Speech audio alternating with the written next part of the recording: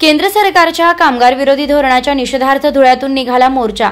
केंद्र सरकारच्या कामगार विरोधी, शेतकरी विरोधी आणि देशविरोधी कॉर्पोरेट केंद्रीय धोरणांना विरोध करण्यासाठी संपूर्ण देशभरात आणि विविध संघटनांनी आज एक दिवसीय संप पुकारलाय।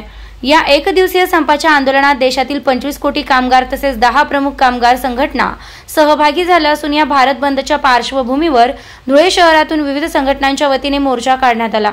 शहरातील कल्याण भवन येथून या मोर्चाला सुरुवात करण्यात आली। शहराच्या प्रमुख मार्गावरून निघालेला हा मोर्चा क्यू माइन क्लब या ठिकाणी आल्यावर त्याचा समारोप करण्यात आला।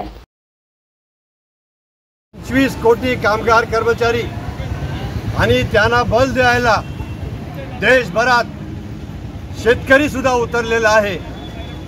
रेल रोको, रस्ता रोको, सर्व फॅक्टरी, सर्व ऑफिस बंद राहणार आहे।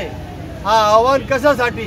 हा आव्हान फक्त कामगार कायद्याचा प्रश्न नाही, कामगार आणि कर्मचाऱ्यांचा प्रश्न नाही, हा देशाचा संविधानाचा प्रश्न आहे, हा देशाचा लोकशाहीचा प्रश्न आहे, हा आपला देशाचं आर्थिक परिस्थिती हे जे ढसाले भाजप सरकारने जे केलेलं आहे त्यांचा धोरणाच्या विरोधात आहे।